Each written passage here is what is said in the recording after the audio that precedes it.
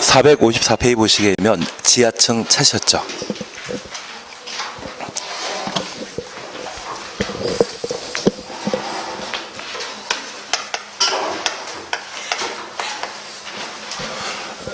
지금 우리 공부하시는 게 건축법의 적용 대상을 공부하고 있습니다. 건축법의 적용 대상은 건축물인데 건축물에 대한 개념에 관한 사안들을 먼저 보시는 게 일이었습니다. 건축에 대한 토지에 정착한 공작물 중에 지붕과 기둥 또는 벽으로 구성되어 있는 것을 건축물이라 표현하는데 지붕이 공작물과 건축물을 구분하는 필수 조건이라는 것을 하나 확인해 놓습니다. 그리고 건축물에 딸린 시설물 등을 건축물이라 표현하게 되는데 건축물과 분리되어 있는 공작물로서 이용담, 사광, 팔고, 오태란 말을 함께 공부한 적이 있는데 그러한 것들은 축조신고 대상이라는 것만 파악해 놓습니다. 그리고 지붕이 있는 건축물에 대해서는 건축법을 적용하는 것이 원칙이지만 건축법령을 적용하지 않는 경우가 있습니다. 그래서 5개 건축물에 대해서는 건축법을 적용하지 않는다. 특히 컨테이너 박스라고 하는 것 기억해 주셔야 되고 문화재 그리고 대지 아닌 곳에 만들어지게 되는 철도, 궤도, 부지 그리고 하천구역이란 말, 고속도로란 말을 각각 구분하는 게 필요하십니다. 그리고 매년 반복해 출제되는 것이 건축물 구성과 관련된 사안으로 건축물의 종류를 구분하는 것과 건물이 만들어지게 되면 건물에 들어가게 되는 다양한 구성 요소들을 보셔야 됩니다. 그리고 세 번째 보시는 게 건물 크기를 좌우하게 되는 건축 면적과 연면적, 높이, 층수에 관한 개념이 각각 무엇인지 확인하는 게 필요합니다. 그래서 이쪽은 매년 시험에 반복되기 때문에 반드시 정리해 놔야 됩니다. 그리고 건축물 관련 행위로서 건축, 대수선, 리모델링, 용도 변경 4가지 보시는 게 일입니다. 우선 첫 번째 보시게 되면 지하층 찾으셨죠? 건축물의 바닥이 지표면 아래에 있는 층으로서 로서 동그라미 놓습니다. 엔드 개념입니다. 바닥의 지표면까지의 평균 높이가 해당 층 높이의 2분의 1 이상인 것을 말한다. 거기까지 확인해 놓습니다. 도로에 접해 있는 땅을 대지라 하고 이 대지에 건물이 만들어지게 되면 반지하라고 하는 구조가 존재합니다. 저 반지하와 관련되어 방의 바닥이 지표면 아래 있다고 하면 첫 번째 지하층 요건을 갖추었는데 저 지표면부터 바닥까지의 평균 높이와 해당 층 높이를 비교하게 되었을 때 2분의 1 이상이라고 하면 지하층으로 판단하게 됩니다. 그런데 우리가 지금 밟고 있는 것이 5층 바닥이거든요. 저 바닥은 보통 두께가 30cm 정도가 되게 됩니다. 그러면 이 바닥은 발을 올려놓게 되는 이 부분을 바닥 윗면이라 하고 이 부분을 바닥 아랫면이라 표현하게 되는데 6층 올라가게 되면 6층에 발을 올려놓는 바닥이 있습니다. 얘는 위층 6층 바닥 윗면이 되게 됩니다. 그래서 층고, 층 높이라 함은 바닥 윗면에서 위층 바닥 윗면까지의 거리를 층고라 표현하게 되고 이러한 층고가 만약 4m인데 지표면부터 바닥까지의 평균 높이가 1m 밖에 안 된다고 하면 얘는 2분의 1이 아니기 때문에 지하층이 아닌 지상층이 되게 됩니다. 다만 지표면부터 바닥까지의 평균 깊이가 2m 이상이라고 하면 2분의 1 이상이기 때문에 이러한 반지하층에 대해서는 지하층으로 판단하게 됩니다. 그래서 단순히 바닥이 지표면 아래에 있다고 해서 지하층 되는 것이 아니라 지표면부터 바닥까지의 평균 높이와 해당 층고를 비교하게 되었을 때 2분의 1 이상인 것을 지하층이라 판단하게 됩니다. 의미 이해하시겠습니까? 그래서 1번 지하층과 관련된 용어 꼭 한번 확인해 놓습니다. 건축의 바닥이 지표면 아래 있는 층으로서 바닥에서 지표면까지의 평균 높이가 해당 층 높이의 2분의 1 이상이라는 것 확인만 해 놓습니다. 자주 시험에 나옵니다. 거실에 대해서는 크게 신경 쓰지 않습니다. 지금 우리가 앉아있는 이 강의실도 거실에 해당하게 됩니다. 특정한 목적으로 장기간 사용하는 건물 공간이 있다고 하면 거실이라 표현하고 저 거실을 이용하기 위한 계단이나 복도가 있다고 하면 계단, 복도는 거실에서 제외시킵니다. 그리고 3번 주요 구조부라는 말 찾으셨죠? 내력벽 기둥. 여기 내력벽은 아파트의 양쪽 끝에 창문 없는 벽면이 있습니다. 건물 기둥과 똑같은 역할을 하는 벽이라 해서 얘를 내력벽이라 표현하고 있습니다. 기둥은 우리가 지금도 강의실에서 볼 수 있는데 건물 무게, 하중을 지탱하기 위한 주요 구조를 기둥이라 표현하게 됩니다. 내력벽과 기둥은 수평 구조이겠습니까? 수직 구조이겠습니까? 수직 구조입니다. 그리고 바닥은 지금 밟고 있는 것을 말하고 보는 우리가 지하주차장 내려가시게 된다면 위층 바닥에 붙어 기둥과 기둥을 연결하는 수평 구조물을 볼 수 있는데 대들보라는 말 들어본 적 있으시죠? 그 대들보가 바로 보에 해당되는 개념이 되게 됩니다. 그리고 지붕틀은 지붕, 외곽, 윤곽을 잡아주는 것을 지붕틀이라 하는데 우리가 지금 공부하고 있는 건축법은 1962년도에 만들어진 법률입니다. 저 1962년도에는 지금 우리가 이용하는 이런 콘크리트 건물이 많았겠습니까? 목구조 건물, 한옥이 많았겠습니까? 한옥이 많았습니다. 그런 한옥이라고 하면 지붕의 외관을 잡아주게 되는 이런 야구 방망이 비슷한 목재가 있는데 이 목재 하나하나를 지붕틀이라 하고 저 지붕틀을 조정함으로써 지붕이 사각형도 될 수 있고 팔각형도 될 수 있을 겁니다. 만약 지붕이 팔각형이라고 하면 그 건물은 팔각정이라 표현하지 않겠습니까? 그래서 이 지붕틀이 지붕의 외관을 잡아준다 해서 주요 구조부에 포함되게 되는데 지붕 자체는 주요 구조부 아닙니다. 지붕 자체는 주요 구조부가 아니라 건축법에서는 지붕틀을 주요 구조부로 표현하게 됩니다. 그리고 주계단은 건물 내부에 설치되어 있는 옥내 계단을 말하게 되는데 특별히 우리 대수원 기억나십니까? 4층 이하의 건물에 설치하는 계단이라면 주계단이고 5층 이상의 건물에 설치하게 된다면 피난 계단이라 표현하는데 우리의 학원 건물이 8층이거든요.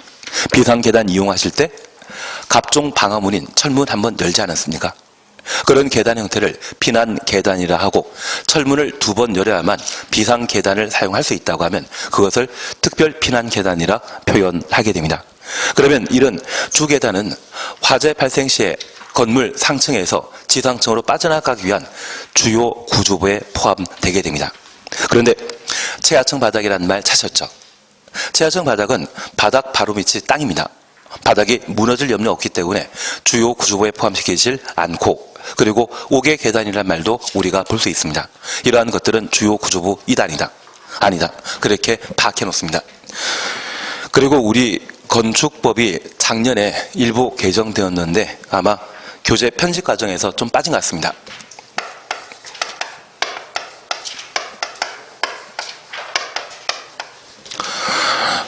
건축물을 구성하게 되는 것은 설비와 구조로 구성되게 되는데 특별히 부속 구조물이라는 개념을 작년에 건축법 개정에서 도입하게 되었습니다.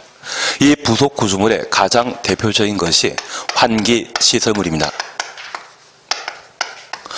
가끔 아파트 옥상 가보게 되면 옥상에는 공기 흡입구나 배기구를 설치하고 그곳에 바람 불면 돌아가게 되는 환기 설비라는 것을 갖춰 놨는데 이 환기 설비를 설치하기 위한 구멍, 그것을 환기 시설물이라 표현하게 됩니다. 저 환기 시설물에 대해서는 주요 구조부에 해당되지 않는다라는 것을 확인만 해놓습니다. 좀 전에 시험에 내게 되면 이 주요 구조부 아닌 것으로 방금 보셨던 최하층 바닥이나 그리고 옥외 계단을 틀린 정답으로 많이 활용했었는데 부속 구조물이란 개념이 신설되었기 때문에 환기시설물도 주요 구조부에 포함되는 것 아닐 겁니다.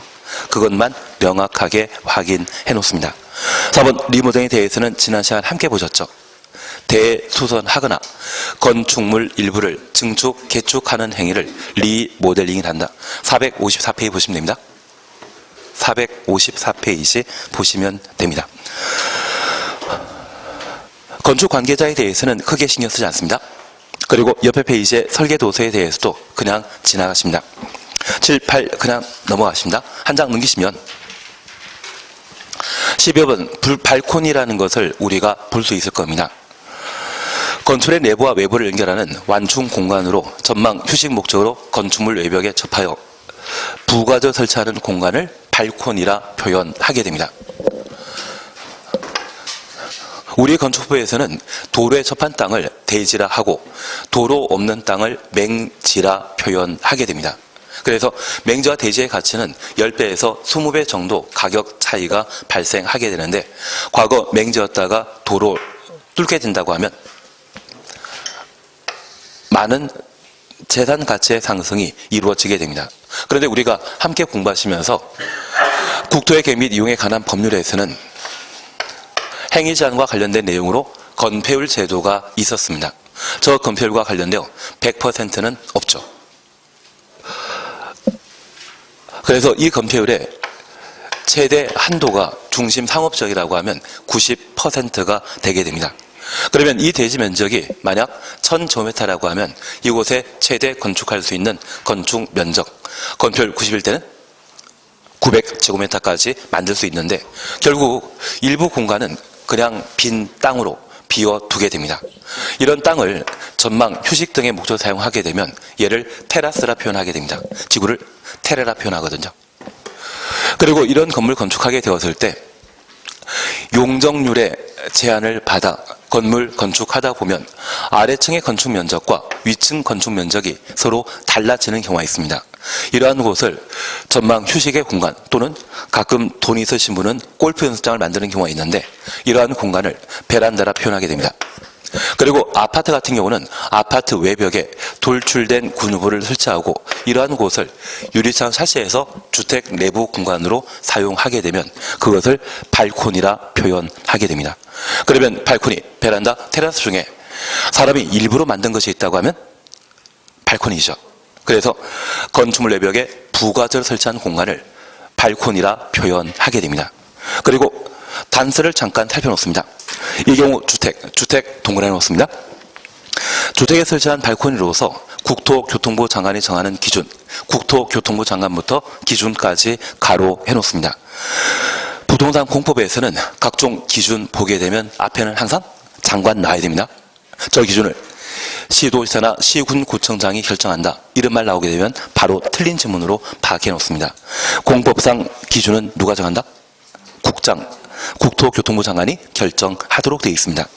그러한 발코니에 대해서는 거실, 침실, 창고 등의 용도로 바꿔 사용할 수 있는데, 최근 아파트를 신규 분양하다 보면 발코니를 개조해준다는 이야기 듣지 않습니까?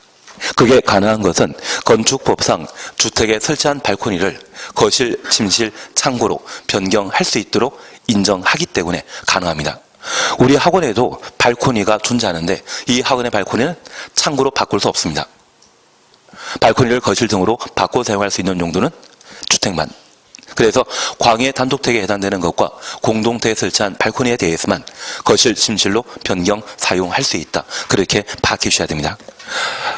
그런데 우리가 보통 이러한 부분을 보게 되면 집에서는 베란다라 표현하는 것이 일반적입니다.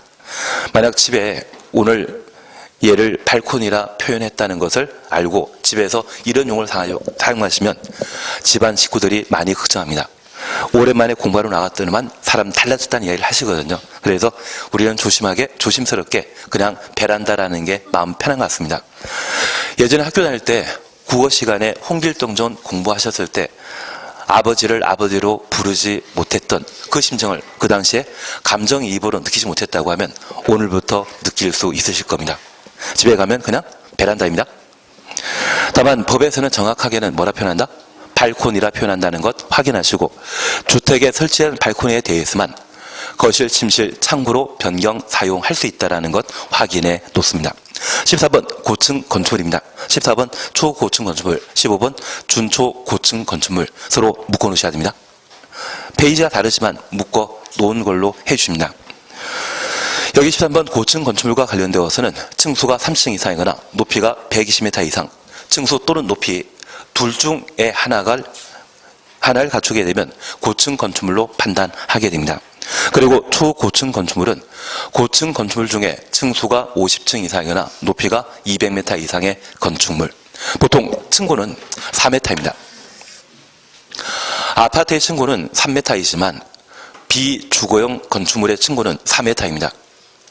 그래서 30 곱하기 4하면 120 나오고 50 곱하기 4하면 200 나오지 않습니까? 그래서 초고층 건축물과 그냥 고층 건축물의 구분에 있어서는 층수 곱하기 4 했을 때 나오는 숫자가 120, 200이라는 것을 확인하게 되면 여기에 해당되는 건물로 파악해 놓습니다. 15번입니다.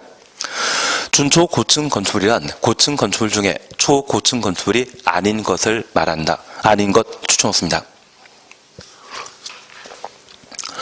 우리가 공법과 관련된 내용 또는 민법과 관련된 내용에 특정 단어 앞에 준이란 말을 붙여주게 되면 뒤에 나오는 말을 부정하는 개념입니다. 그래서 준초 고층 건축물은 초고층 건축물이 아닌 것을 말합니다. 그래도 얘는 고층 건축물에는 포함되죠. 그래서 우리 주변에 50층짜리 건물이 있다면 초고층 건축물인데 40층짜리라고 하면 그때는 준초 고층 건축물에 해당되게 됩니다. 그리고 재미로 최근에 이런 문제도 나오더라고요. 40층이고 그 높이가 200m인 건축물은 초고층 건축물이다. 맞습니다. 층수는 그 요건에 미흡하지만 높이 기준이 200m 이상이라고 하면 이것만 가지고도 초고층 건축물에 해당하게 될 겁니다. 그래서 층수 또는 높이 기준으로 고층 건축물과 초고층 건축물을 판단한다는 것, 그 정도를 확인하십니다. 16, 17에 대해서는 그냥 건너뛰시고 18번입니다. 건축의 유지 관리란 건축의 소유자, 관리자가 사용 승인된, 사용 승인 추놓습니다. 건축의 대지, 구조, 설비, 용도 등을 지속적으로 유지하기 위해 건축물이 멸실될 때까지 멸실 추천놓습니다. 관리하는 행위를 말한다. 우리 건축법에서는 규모 작은 건물 건축하기 위한 절차를 다루게 됩니다. 그래서 내가 살 집을 건축법에 따라 만들게 되는데 내가 살 집을 만들고자 하면 허가권자에게 건축 허가 또는 신고에 관한 절차를 거쳐 내가 살 집을 지을 수 있고 이런 집이 공사 완료되게 되면 허가 받은 대로 공사가 이루어졌는지 확인하기 위해 사용 승인에 관한 절차를 진행하도록 되어 있습니다.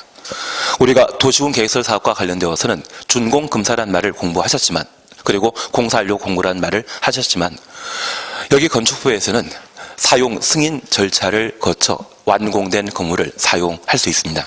그러면 건축 허가 받은 때부터 사용 승인 받는 때까지는 공사 열심히 하고 있죠. 그러한 공사 중에 발생한 다양한 문제에 대해서는 건축주가 책임을 지고 해결해야 됩니다. 작년에 상도동의 유치원 붕괴된 것 기억나십니까? 그 바로 밑에 단지형 다세주택 만들다가 집안 잘못 건드려서 건물 붕괴되었거든요. 그런 문제가 발생하게 되면 누가 해결해야 된다? 건축주가 해결해야 됩니다. 그리고 저 사용승인 받게 되면 공사 완료되고 이러한 건물을 멸실될 때까지 사용하는 것을 유지관리라 표현하게 되는데 이러한 유지관리 기간 중에는 공사하는 것 없습니다. 공사를 하지 않는다고 하면 그때 모든 책임에 대해서는 건축주가 아닌 소유자가 관리해야 될 겁니다. 그래서 저 사용승인 받은 때부터 언제까지?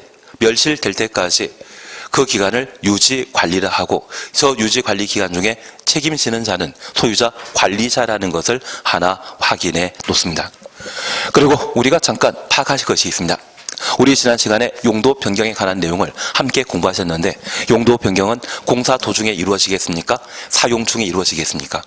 사용 중에 이루어진다는 걸 파악해 주셔야 됩니다. 그리고 여기 멸실이란 말과 철거란 말은 같은 의미 아니죠. 건물 소유자가 의도적으로 훼손했다면 철거이고 의도하지 않고 훼손당했다고 하면 그때는 멸실에 해당된다는 것을 파악해 놓습니다. 최근 속초 화재 사건 기억하시면서 많은 이재민들이 발생하셨는데 그런 분들은 건물이 철거된 것이 아니라 멸실되었다 이야기하게 됩니다. 저 멸실될 때까지 건축법령에 따라 관리하는 것을 유지관리라 표현하게 됩니다. 그리고 실내 건축은 인테리어를 법률로 표현한 용어라고 파악해 놓습니다. 그리고 한 장 넘기시면 다중이용 건축물과 준다중이용 건축물을 묶어 놓습니다. 다중이용 건축물은 26회 때와 29회 때 우리 시험에 2번 출제했는데 작년에 이걸 내고 출제하는 분들이 참 좋아했습니다. 많이 틀려주셨거든요.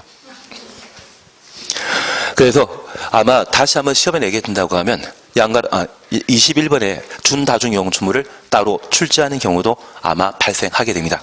얘는 포기하는 게 마음 편하지 않겠습니까? 기본적으로 우리가 이해하실 것은 작년에 다중이용 건축물이 시험에 나왔기 때문에 올해는 안 나옵니다. 그러면 우리가 잠깐 이해하실 것이 있습니다.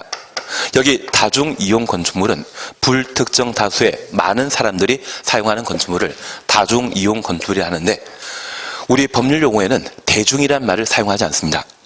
만약 대중이란 말을 쓰게 된다고 하면 1970년대 대통령께서 제일 싫어하는 분이 그분이셨거든요. 그래서 대중이란 말을 쓰지 않고 다중이용 건축물이라는 말을 사용하게 됩니다. 그러면 많은 사람들이 이용하는 건축물은 건축물의 용도와 관계없이 16층 이상인 때 다중이용 건축물로 우선 인정하게 됩니다. 이번 차셨죠? 얘는 작년에 시험에 나왔기 때문에 올해 나온다 안 나온다? 안 나옵니다. 무조건 안 나옵니다. 안 나오는데 모의고사 때 모의고사 점수가 좋으면 자신감 있게 공법 하시던데요. 그리고 공법이 어느 정도 점수 나오시게 된다면 나머지 2차 과목에 대해서는 열심히 따라가시게 되면 점수 나옵니다. 공법은 잘하셔야 됩니다. 중개사법이나 세법, 공시법에 대해서는 열심히 하셔야 됩니다. 책 듣기가 좀 달라 보이지 않으십니까? 그래서 나중에 중개사법 수업만 빠지지 않고 그리고 특강 같은 거 같이 들으시면서 쭉 하시면 다 90점 넘습니다. 특강까지 들으시면 90 넘으시게 되는데 이쪽은 간혹 과락을 염려하는 경우가 있습니다. 그래서 모의고사 때 잘 보셔야만 자신감 토대로 해서 뭔가 할 수 있거든요. 그래서 16층 이상의 건축물은 죄다 다중이용 건축물이라는 것 먼저 확인하십니다. 그리고 1번입니다. 바다 면적합 5,000제곱미터 이상의 건축물로서 1번 동물원, 식물원을 제외한 문화집회시설, 동물원, 식물원 제외한다 추천 없습니다. 종교시설, 판매시설, 운수시설 중에 여객용 시설, 바로 서울역이나 고속버스터미널, 인천국제공항이 여기에 해당되게 됩니다. 종합병원이라는 것 확인되시고, 우리 남양주에는 아직 종합병원 없죠. 그리고 6번 관광 숙박시설은 무궁화 5개, 4개짜리를 관광 숙박시설이라 표현하게 됩니다. 그래서 여기 다중이용 건축물과 관련되어서는 16층 이상이면 용도 관계없이 모두 다중이용 건축물이고, 바다 면적합 5,000제곱미터 이상의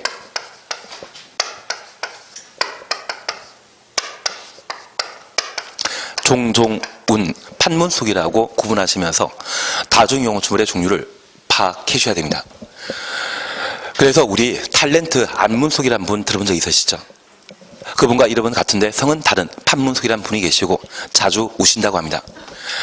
그래서 우리가 기억하실 것은 종교시설과 종합병원 그리고 운수시설, 시험 볼 때까지는 얘가 익숙하기 전 상태라고 하면 종종 운운이란 말로 대신 하십니다. 그리고 판매시설, 문화집회시설, 문화집회시설과 관련되어 동물원, 식물원은 제외한다. 그러면 이 다중이용 건축물의 경우는 지진 등의 긴급한 상황이 발생하게 되면 해당 건물을 이용하는 자의 안전 대피를 필요로 하게 됩니다. 그런데 이 동물원과 식물원은 24시간 상주하는 것은 사람입니까? 동물, 식물입니까? 동물, 식물이기 때문에 다중이용 건축물 범위에서 제외시킵니다. 만약 건축법에 다양한 공법상 규제가 존재한다고 하면 그것은 사람의 안전을 도모하기 위한 규정이거든요. 그런 안전과 관련된 규정은 저 동물원과 식물원에는 적용할 필요 없겠죠. 그래서 나중에 우리가 건축법과 관련된 문제를 풀게 되었을 때 시험 지문에 동물원, 식물원이 특정 제도의 적용 대상으로 설명되게 되면 무조건 거부입니다. 동물원, 식물원에 대해서는 24시간 사용하는 것은 동물, 식물이기 때문에 건축법과 관련된 안전상의 다양한 규정에 적용 대상이 아닙니다. 작년에도 그런 문제는 나왔는데 5년 전에도 한번 나왔거든요. 그래서 아무 생각 말고 동물원, 식물원이 특정 제도의 적용 대상을 설명하게 되면 무조건 거부해야 됩니다. 그리고 관광 숙박시설 6가지가 다중이용 건축물에 해당하게 됩니다. 그리고 21번입니다.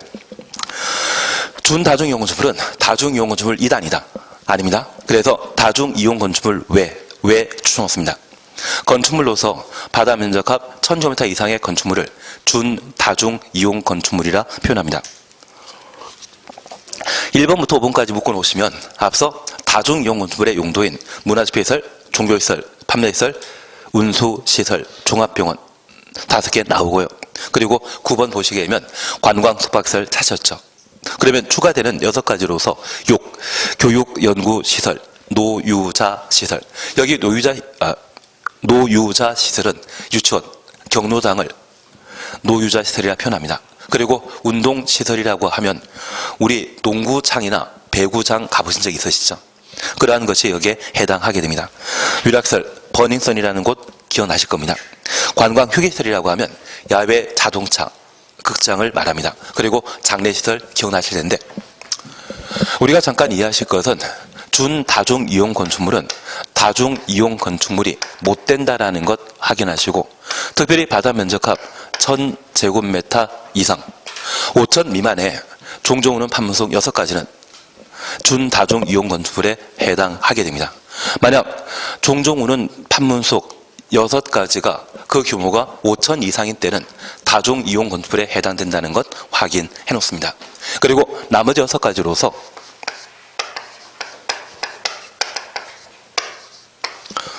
위관장교 노동이란 말로 대신 하셔야 됩니다.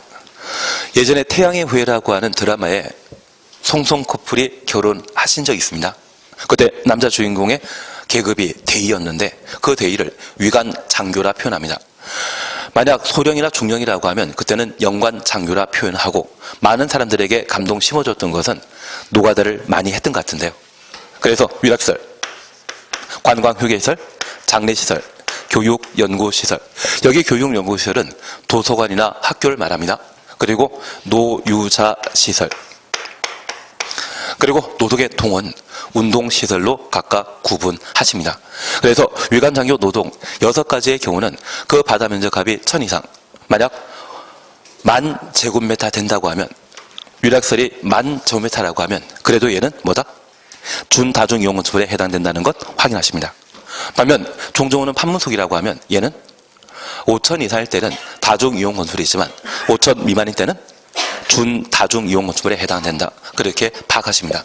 다만 얘는 29회 때 시험에 나왔기 때문에 올해 시험에는 모의고사에만 나올 겁니다.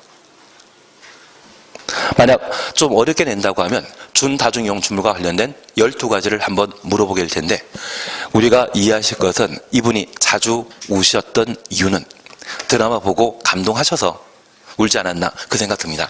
그래서 위관장교 노동이란 말 정리하시면서 12가지 준다중이용 건축물을 각각 살펴보는 게 필요하십니다. 그리고 특수구조 건축물에 대해서는 그냥 지나시는데 3m란 말과 20m란 말을 각각 볼 수 있을 겁니다. 그래서 3m, 20m 각각 동그라미만 해놓습니다. 그리고 459페이지 면적, 높이, 층수 산정 방법 찾으셨죠? 이쪽은 조금 지겨울 수 있지만 그래도 해놓으셔야 됩니다. 대지 면적에 대해서는 그냥 지나가시고 이 건축 면적 찾으셨죠? 건축 면적이란 건물의 외벽, 중심선으로 둘러싸인 수평 투영 면적으로 한다. 외벽 동그래 놓습니다. 그리고 양갈 2번과 양갈 3번에 대해서는 아마 올해 시험에 나올 텐데 그래도 무시해버립니다. 한 장 넘기시니 461페이지에는 3번 바닥 면적이란 말을 우리가 볼 수 있습니다. 찾으셨죠? 건물의 각층 추천놓습니다. 또는 그 일부로서 벽 동그래 놓습니다. 기둥 그 밖에 이와 비슷한 구획 중심선으로 둘러싸인 수평 투영 면적으로 한다. 그러면 우리가 잠깐 이해하실 것이 있습니다.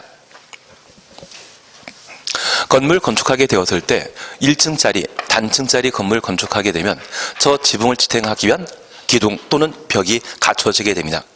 그런데 이 벽이 사방 모두 벽에 둘러싸여 있게 된다고 하면 그 벽 가운데선으로 둘러싸인 수평 투영 면적을 바닥 면적이라 표현하게 됩니다. 그래서 여기 구획 중심선으로 둘러싸인 수평 투영 면적은 벽이 몇 개? 4개는 존재해야만 면적 계산할 수 있습니다. 그런데 간혹 저 지붕을 주유소 방문하다 보면 캐노비 구조로 해서 기둥 하나, 2개가 지붕을 지탱하는 경우가 있습니다. 그러면 지붕이 만들어져 있는데 이 지붕을 지탱하는 벽이나 기둥이 하나, 두 개라고 하면 면적 계산할 수 있다, 없다. 그래서 구획 중심선, 구획 가능하다. 이 말은 벽 또는 기둥이 4개 이상이라는 것을 의미하는 것이고, 구획이 불가능하다, 부획이 곤란하다. 이 말은 벽 또는 기둥의 개수가 하나 또는 2개밖에 안 되었을 때 구획이 곤란하다는 말을 사용하게 됩니다. 그래서 여기 바닥 면적과 관련되어서는 외벽입니까? 그냥 벽입니까? 그냥 벽입니다. 외벽 중심선이라 말 쓰게 된다면 건축 면적에 관한 표현이고, 각 층의 벽, 기둥의 구획 중심선으로 둘러싸인 수평 투영 면적이라 쓰면 바닥 면적을 설명하는 것으로 바뀌셔야 됩니다. 그런데 이걸 잘 하셔야만 나중에 공인중개사법 점수도 달라질 건데요. 미묘한 차이 하나 가지고 지문이 맞고 틀린 게 심한 게 공인중개사법 시험입니다. 그쪽에서 어떻게든 90 나오시면 안심하고 2차 통과하실 수 있거든요. 하긴 작년에 90만 넣으시면 통과하는 데는 전혀 지장 없으실 겁니다. 꿈의 점수입니다. 양가로 2번입니다. 벽 기둥에 구획이 없는 건축물이 있고 얘는 천천히 하십니다. 한 장 넘기십니다. 462페이지 보시게 되면 4번 연면적이라는 말 사셨죠? 연면적이란 하나의 건축물의 각 층의 바닥 면적 합계를 말한다. 각 층의 바닥 면적 합계 가로 해놓습니다. 그리고 양가로 2번 용적률 산정 시 연면적에서 제외되는 부분 있습니다. 용적률 산정이라는 말을 가로해 놓으시고 1번 지하층 면적만 추천놓습니다. 2번 지상층의 주차용으로서 가로 속에 부속 용도, 그리고 3번 피난정구역, 그리고 4번 대피 공간, 이러한 부분에 대해서는 천천히 해나가시면 됩니다. 그러면 이제 우리가 잠깐 파악하실 것이 있습니다. 우리가 앞서 공부하셨던 건축물 관련 행위에 있어서는 건축 중에 증축이라면 건축물의 건축 면적이나 연면적, 높이, 층수를 종전보다 늘리는 것을 증축이라 표현했습니다. 그래서 건물 규모에 대해서는 건축 면적과 연면적, 높이, 층수를 근거로 건물의 크기를 크다, 작다로 판단하게 됩니다. 그 중에 첫 번째 우리가 봐주실 것이 바로 건축 면적입니다. 여기 건축 면적은 하나의 건축물의 외벽, 외곽 기둥의 중심선으로 둘러싸인 수평 투영 면적을 건축 면적이라 표현하게 되는데, 저 벽은 보통 두께가 20cm 정도이거든요. 날이 추운 동네라고 하면 저 벽의 두께가 50cm도 가능합니다. 그 벽 두께가 20cm라고 하면 그 중심선은 그 가운데선을 말하는 것이죠. 그래서 우리가 도로를 이용하다 보면 대지에 건물이 세워졌을 때 이 건물을 바라보는 시각은 도로를 이용하는 자가 이 건물을 옆에서 바라보는 방법이 있고, 하나는 위에서 내려다보는 방법이 있습니다. 비행기 타면 위에서 충분히 내려다볼 수 있을 겁니다. 만약 옆에서 저 건물을 바라보게 된다고 하면 저 때는 건물의 입체성을 느낄 수 있거든요. 반면 저 건물을 하늘에서 조망하게 되면 평면성을 느낄 수 있을 겁니다. 예전에 학교 다닐 때 도화지에 물건을 놓고 그 물건의 외곽 윤곽선에 따라 그림 그려본 적이 있다고 하면 그 그림은 평면적이었습니까? 입체적이었습니까? 평면적이었습니다. 그래서 이 건물을 하늘에서 내려다보게 되면 이 건물을 구성하는 벽들 중에 가장 끝에 있는 벽, 얘를 외벽이라 할 수 있고요. 그 외벽 가운데 선으로 둘러싸인 수평 투영 면적을 작성하게 되면 걔를 뭐란다? 건축 면적이라 표현하게 됩니다. 이러한 건축 면적에 있어서는 도면이 여러 자 나온다, 딱 하나 나온다. 딱 하나 나야 됩니다. 제2롯데월드가 123층인데 제2롯데월드 할지라도 건축 면적과 관련된 도면은 몇 장 나온다? 한 장 나오는 게 특징입니다. 얘는 평면적이라는 걸 파악하셔야 됩니다. 반면 연면적은 하나의 건축물의 각 층의 바닥 면적 합계를 말합니다. 여기 각각이란 말은 건축법에서는 하나하나를 의미하게 됩니다. 그러면 이런 건물이 지상 3계층으로 구성되게 되면 저 3계층에 각 층마다 가장 끝에 있는 벽이 있거든요. 그래서 1층의 가장 끝에 있는 벽이 이런 부분이라면 그 벽 두께가 20cm였을 때 그 가운데 선으로 둘러싸인 수평 토양 면적을 1층 바닥 면적이라 하고, 2층을 구성하는 가장 끝에 있는 벽이 저 노란 선이라면 저 노란 선에 둘러싸인 수평 토양 면적이 바로 2층 바닥 면적이 되게 됩니다. 이런 바닥 면적 전부 더한 것을 뭐라 한다? 연면적이라 표현하게 됩니다. 우리가 나중에 부동산 중개하시면서 우리 학원 같은 건물 한 동 전체를 매매나 임대 대상으로 삼게 된다고 하면 그 건물에 대한 크기 표시해야 되지 않습니까? 그럴 때는 연면적이라는 말을 사용하게 되고, 우리 학원 이 공간만 매매나 임대 중개 대상 삼게 된다고 하면 그때는 연면적이라는 말을 사용하지 못합니다.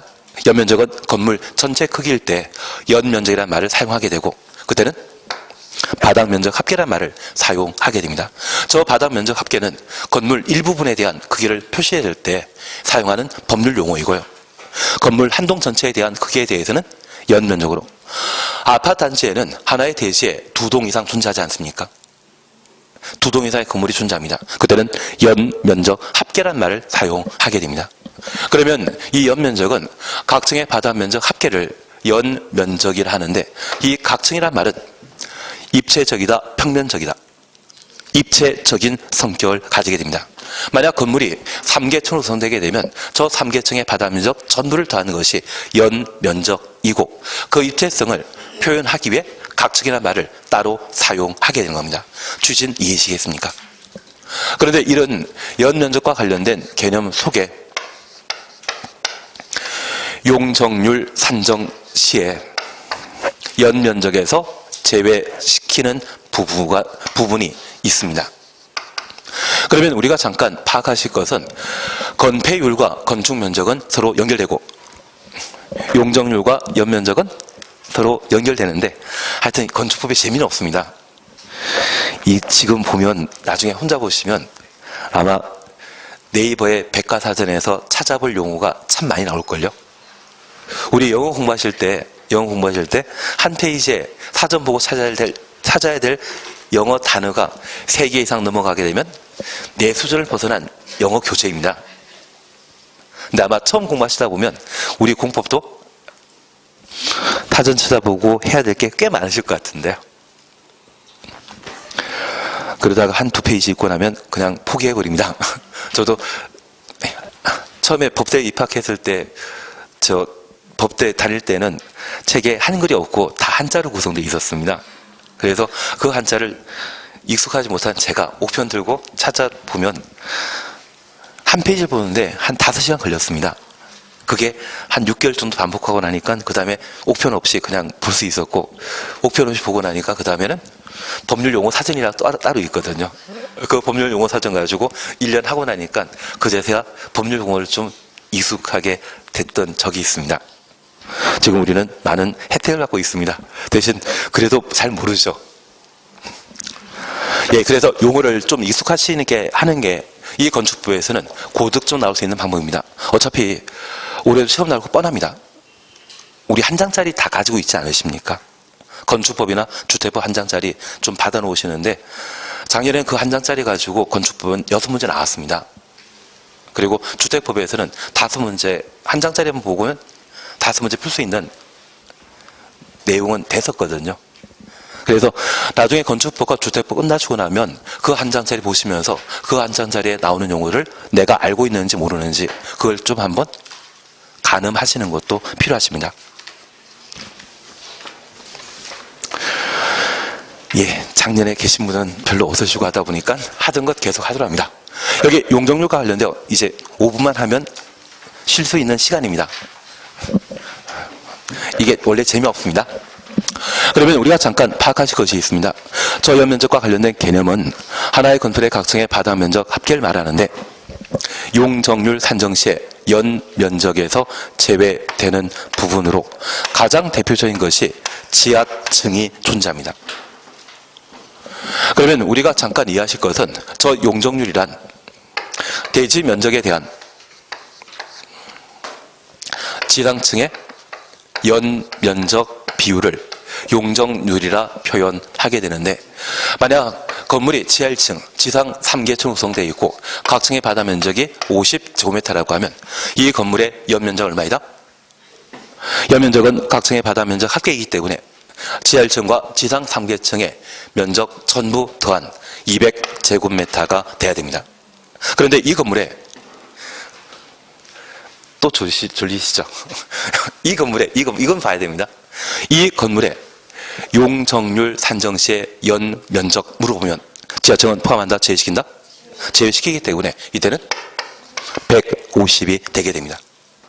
그러면 우리가 잠깐 파악하실 것은 방금 보셨던 여기 지하층은 용적률 산정이라는 전제 조건 붙었을 때는 예외 조건 붙었을 때는 연면적에서 제외시키지만 이러한 조건 붙지 않는 그냥 연면적에는 포함되는 겁니다. 그래서 연면적에는 포함시키고 연면에 포함되는데 용적률 산정이라고 하는 조건 붙었을 때는 연면적에서 제외시킨다. 그래서 우리가 법률 용어를 공부하실 때 예외 조건, 전제 조건이라는 것이 무엇인지 파악하시고 그때 특별 규정이라는 것을 이해하셔야만 공법이든 또는 민법이든 다른 다양한 문제를 풀어나갈 수 있습니다. 그래서 우리가 민법은 뻔히 아는 것처럼 보이지만 실제 시험 문제 나오게 되면 틀리는 경우가 있는데 그 민법의 지문 속에 전제 조건, 예외 조건이라는 것을 꼭 달고 있거든요. 그럴 때는 내가 알고 있던 일반적인 이론이 적용되질 않습니다.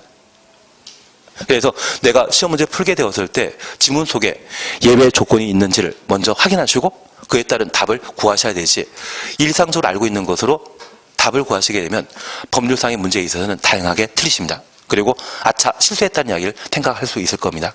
그러면 이제 우리 다시 하나 봐줄 게 있습니다. 용적률 산정이라고 하는 가로된 부분 이 전제 조건 달렸을 때는 연면적이 제외되는 것이 총 4부분입니다.